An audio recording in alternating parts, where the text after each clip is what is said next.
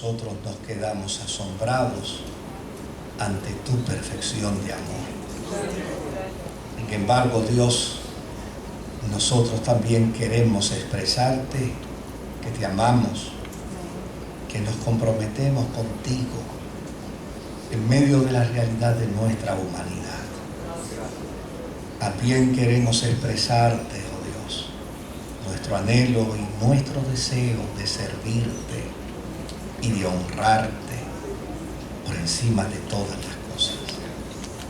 Que Cristo sea glorificado en esta mañana, en la vida de cada uno de nosotros, en la vida de cada comunidad de fe reunida en esta mañana en nuestra tierra y en el mundo.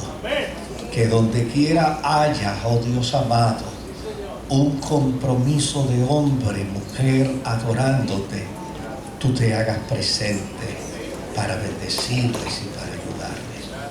En el nombre poderoso de Jesucristo, Rey y Señor. Amén. Amén.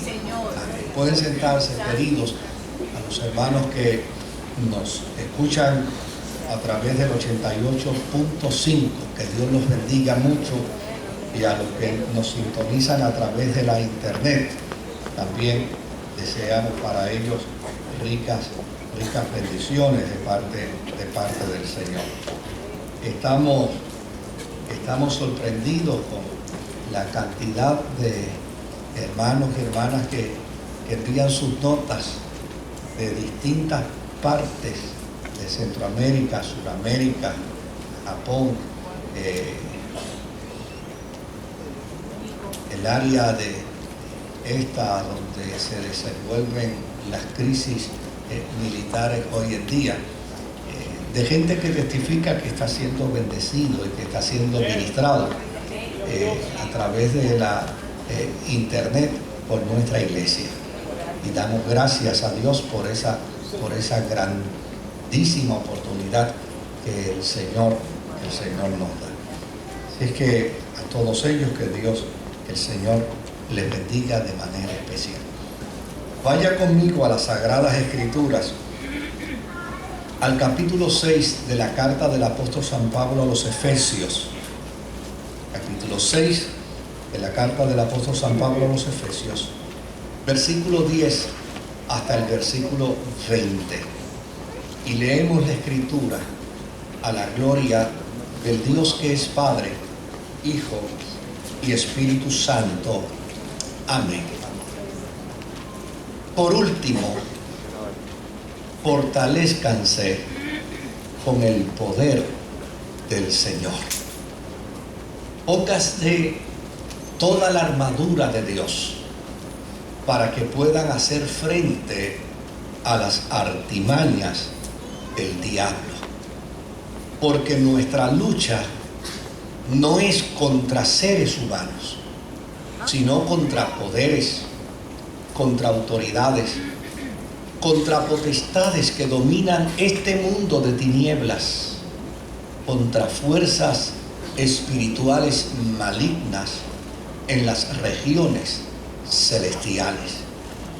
Por lo tanto, póngase toda la armadura de Dios para que cuando llegue el día malo puedan resistir hasta el fin con firmeza.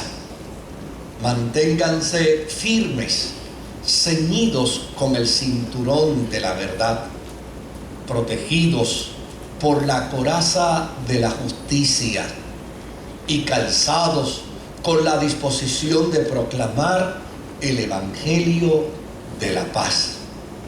Además de todo esto, tomen el escudo de la fe, con el cual pueden apagar todas las flechas encendidas del maligno.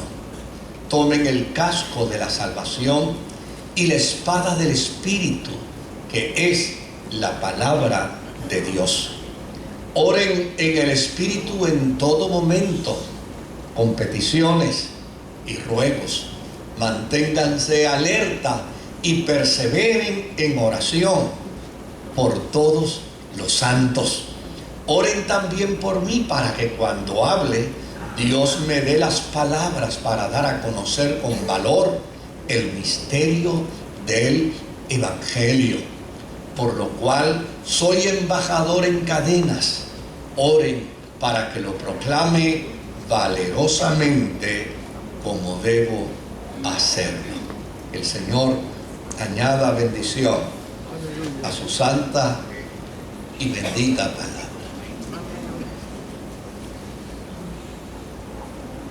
Este es un pasaje bíblico en el que muchos han procurado hacer su propia interpretación del mismo.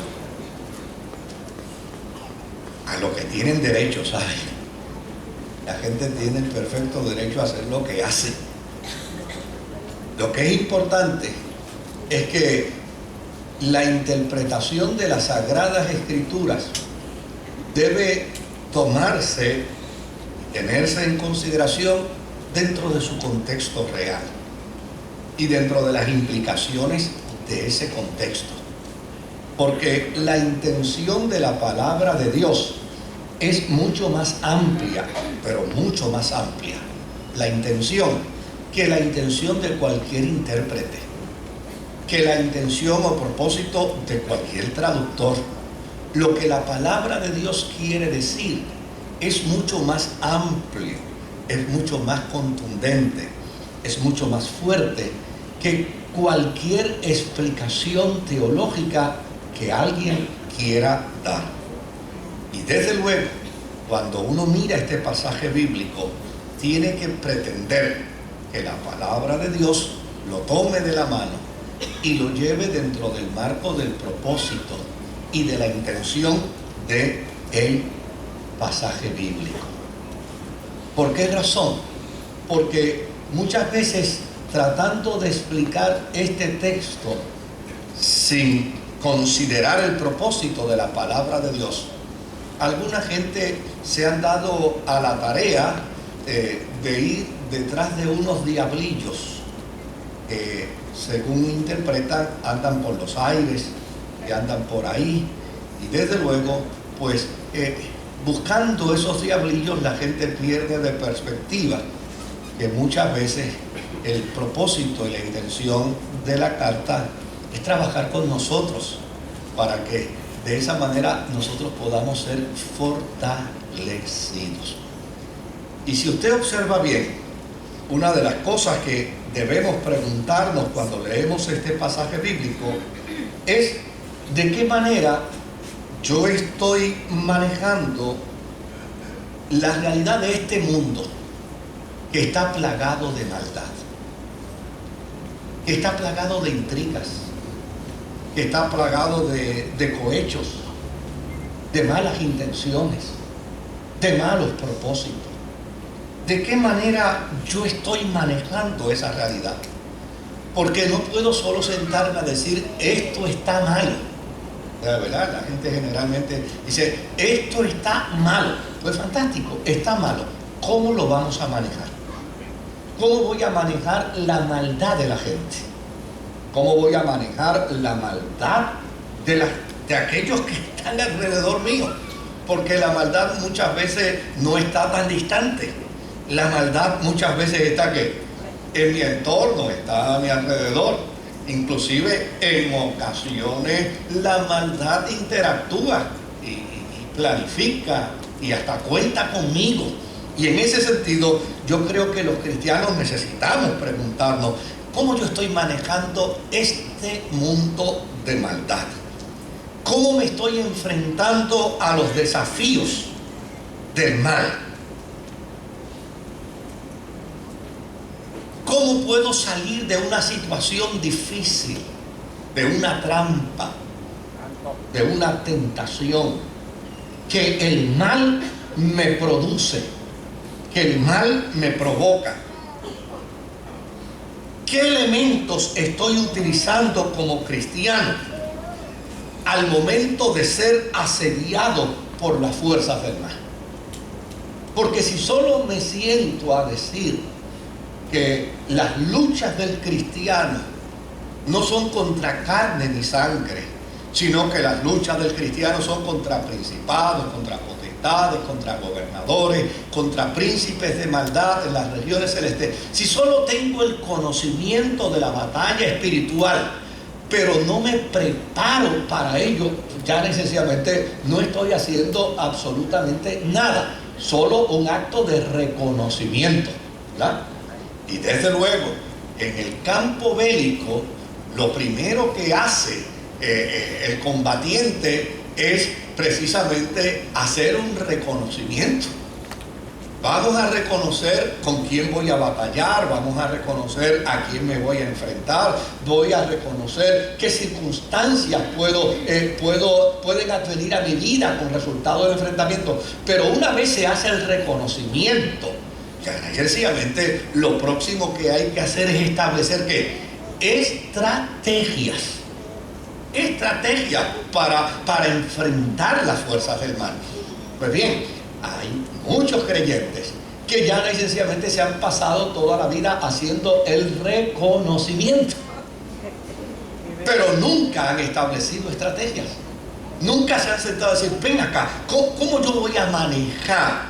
¿Cómo voy a manejar este mundo, esta sociedad que está plagada de maldad?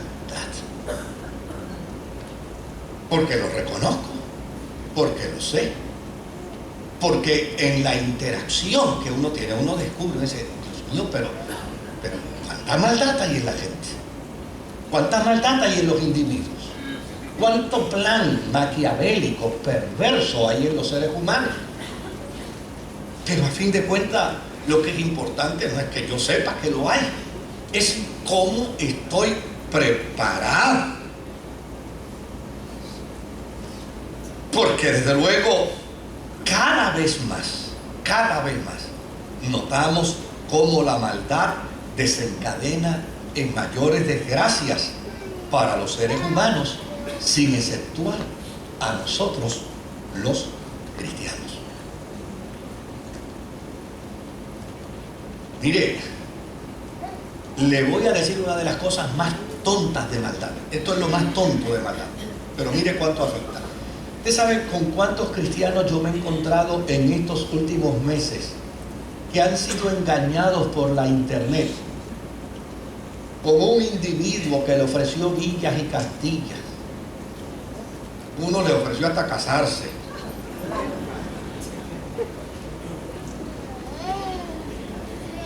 Con individuos que han hecho anuncios a través de la internet, usted se ha ganado un carro último modelo. ¿Ven? Estamos hablando de cosas reales. Yo no voy a hablar de un diablillo que anda encaramado porque pináculo, realmente. O sea, fíjense qué actos de maldad. ¿Qué pretenden esos actos de maldad? Destruir, engañar. Hace unos meses atrás, yo trabajé con una persona que, pobrecito, lo perdió todo como resultado de un acto de maldad a través de la internet. Le engañaron como gusto y gana le dio a esa gente engañarles. Y desde luego, nosotros los cristianos no estamos exceptuados.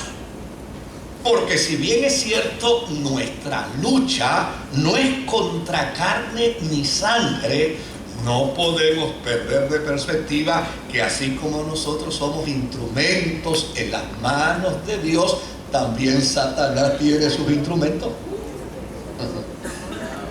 Es decir, mi lucha no es contra carne ni sangre, pero muchas veces tengo que batallar con gente de carne y sangre que están influenciados por la fuerza del mal. Hace un par de años atrás, un agente de la policía me cuenta esto y me dice: mira, pastor, salí de mi trabajo, llevaba ya conduciendo hacia mi casa una media hora. De repente me detengo frente a un semáforo rojo. Al lado mío se detiene un individuo y el individuo empieza a increparme con toda palabra soez que usted se puede imaginar, pastor. Me dijo todo lo que se le ocurrió, pero todo, no había una cosa perversa y mala que no me dijera. Y desde luego, Yo soy un representante de la ley. Yo no tengo la sangre de horchata. Y cuando empezó a hablarme de esa manera, yo empecé a molestarme. Y dije, lo voy a detener. Pero mire qué dato interesante, pastor. De repente, yo tengo mi arma de reglamento debajo de mi muslo. Yo nunca he visto a ese individuo no me ha visto a mí, nunca hemos interactuado. Y mira lo que ese individuo me dice desde el otro carro. Me dice, todo esto te lo estoy diciendo porque sé que debajo de tu muslo tú tienes una 45. Y lo que quiero es que la saques y me dispares y me mates. Y él me dice, ahí me di cuenta, pastor, que yo no estaba bregando con una situación común. Yo estaba bregando con una fuerza, con una influencia del mal. Y no saqué la 45. Lo que hice fue que le dije, el Señor te reprenda, Satanás. Y cuando le dije así, el hombre arrancó y pasó inclusive hasta la luz roja y se fue.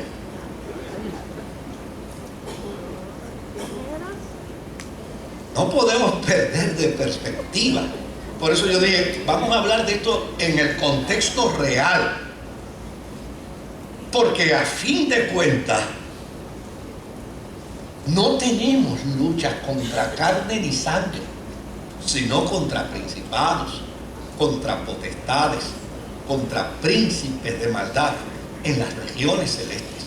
Pero usted no puede olvidar, no puede perder de perspectiva que así como usted es un instrumento en las manos de Dios, el que no tiene a Dios se convierte en un instrumento en las manos del mal.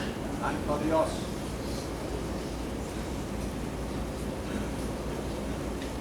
Por lo tanto, no estamos hablando meramente de una batalla espiritual. Estamos hablando de una batalla espiritual donde el ser humano puede convertirse ¿en qué? En instrumento de esa fuerza del mal. Y desde luego, ¿cómo lo voy a manejar? ¿Cómo voy a enfrentarme a ello? ¿Cómo voy a manejar esta situación? Pues me parece que el apóstol San Pablo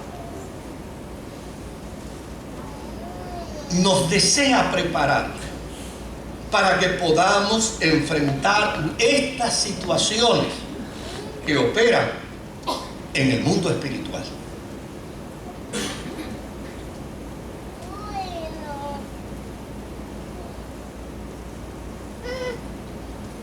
Pablo estaba preso. Ya usted se dio cuenta, porque él habla en el escrito y dice que está preso, está encadenado. Y desde luego, estando preso, Pablo gozó de un privilegio por ser ciudadano romano. Y fue que tuvo el privilegio de ser asistido por algo así como pudiéramos denominar hoy, pudo haber sido asistido por una fianza. Y en aquel tiempo, pues también había un sistema de grillete. Lo que pasa es que no era electrónico. El grillete era humano. Entonces Pablo fue asistido por una fianza y se le permitió, entonces en lo que se veía su juicio, se le permitió que él alquilara una casa, que él estuviera dentro de ella, que él recibiera amigos, que recibiera visitas, que conversara con gente, pero a su vez él estaba amarrado a un soldado romano. Y desde luego, lo que nos hace entender todo el libro de Efesios es que en algún momento dado, pues Pablo comenzó a observar al soldado romano y descubrió que el soldado romano poseía 6 piezas fundamentales en su vestidura. Y desde luego tomó las 6 piezas fundamentales de la vestidura del soldado romano para entonces desarrollar a manera de analogía una enseñanza que nos permita a nosotros como cristianos enfrentar con éxitos las fuerzas del mal. Por lo tanto, si yo voy a escoger un programa exitoso para trabajar contra las fuerzas del mal, pues yo puedo agradecer los consejos de la gente, pero voy a ir a las Sagradas Escrituras para ver qué la palabra de Dios tiene que decirme.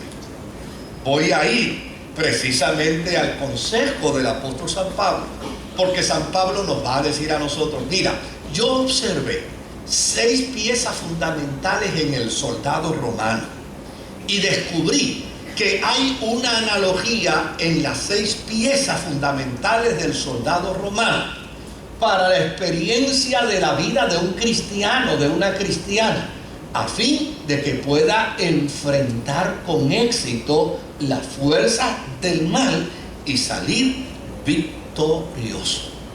Y mire lo que hizo el apóstol San Pablo. El apóstol San Pablo, lo primero que describió dentro del marco de esa analogía fue el cinto del soldado romano. Observó que el soldado romano tiene un cinto, y ese cinto obviamente permite al soldado una mayor movilidad y una mayor capacidad para llevar consigo otras armas importantes para la defensa.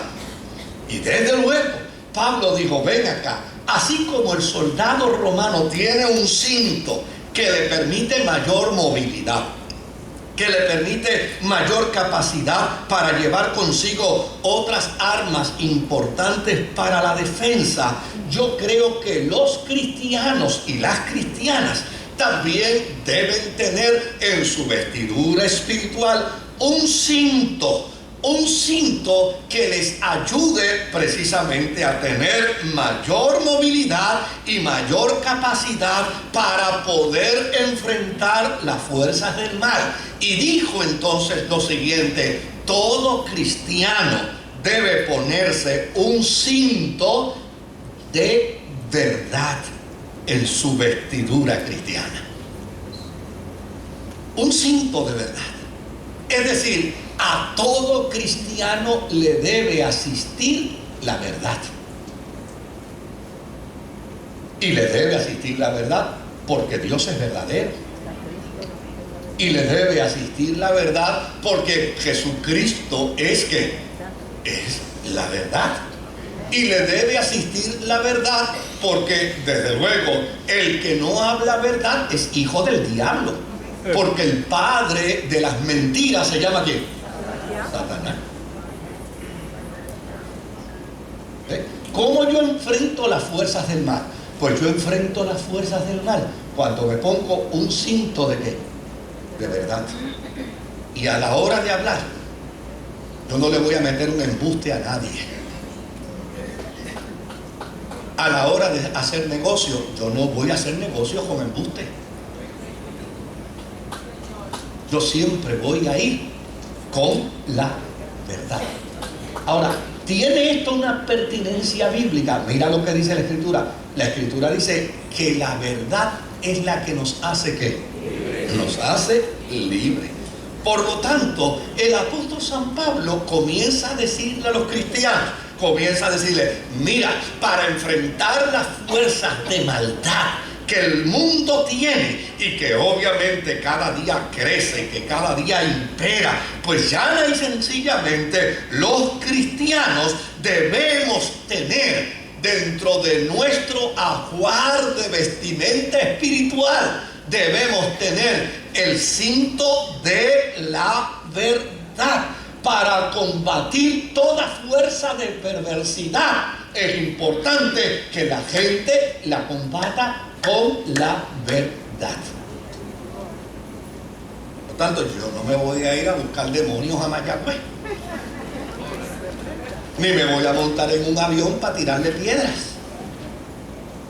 Yo voy a decir: mi capacidad efectiva para trabajar con las fuerzas del mal es hablar verdad. Yo voy a hablar verdad con todo el que esté en mi entorno. Y voy a hablar verdad a la hora de interactuar. Y voy a hablar verdad a la hora de hacer negocios. Y voy a hablar verdad siempre en mi vida, porque cuando yo hable verdad, óyeme, ¿sabe lo extraordinario de la verdad? Es que la verdad nos permite caminar a nivel de crucero por la vida. Porque no tengo que hacer ningún esfuerzo de aceleración. Cuando yo miento, tengo que hacer un esfuerzo de aceleración. Para que no se me olvide la mentira, yo tengo que hacer un esfuerzo de aceleración. Pero cuando yo digo la verdad, pues yo voy flotando por la vida a nivel de crucero. Porque la verdad siempre es una. Y esta es la verdad. Y esto es lo que yo voy a decir. Y esto es lo que yo voy a plantear. Y desde luego, cuando se habla la verdad, no quiere decir que no seamos víctimas por hablar la verdad. Mire, déjeme decirle algo. Hay gente que ha muerto por hablar la verdad. Hay gente que está en la cárcel por hablar la verdad. Hay persecución por hablar la verdad. Hay gente que han botado del trabajo por hablar la verdad. Y hay gente que ha perdido privilegios y beneficios gubernamentales por hablar la verdad. Pero ¿sabe qué? La verdad es el cinto que distingue al cristiano. Y como el caminar por la vida es un caminar de 70, 80, 90 y pico de años, no más de eso, pues caminar por la vida llana y sencillamente es un periodo corto. Cuando uno llega al cielo, le piden el ticket para entrar a la eternidad con Dios. Y una de las experiencias más hermosas es poder demostrar en ese ticket que uno ha hablado verdad. Porque la Biblia dice que los embusteros no entran al reino de los cielos.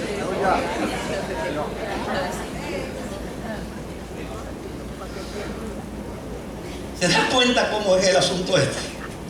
Ahora, número 2. Dice que hay que tener la coraza. Desde luego, Pablo le vio la coraza. Y es la pieza de metal que llevaba el soldado romano al pecho. Y desde luego, si usted le preguntaba al soldado, ¿y esa pieza para qué? Dice, bueno, pues para evitar los dardos, es para evitar las espadas, es para evitar las lanzas, a fin de que me puedan neutralizar, para evitar que cualquier arma me neutralice. Pues ya sencillamente yo llevo en mi pectoral, yo llevo en mi pecho la coraza. Y Pablo dice, todo cristiano debe tener una coraza. Y la coraza del cristiano debe ser una coraza de justicia. El sentido de lo justo. La Biblia dice, en todo lo honesto, en todo lo justo. En esto debemos pensar.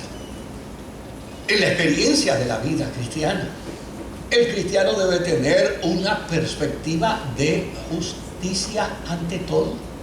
Ante todo. No hay cosa más dolorosa, no hay experiencia más triste.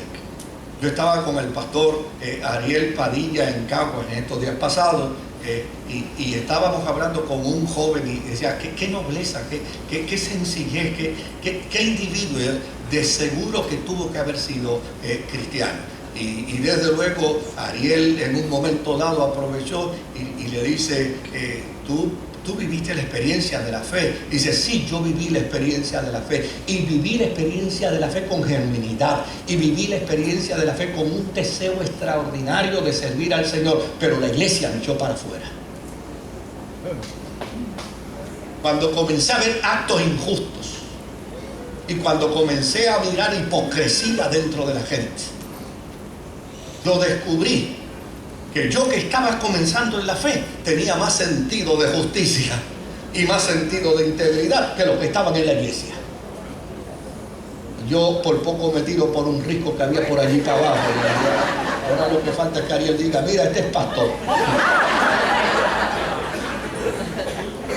Y entonces decidí buscar a Dios y no seguirme congregando en esa iglesia.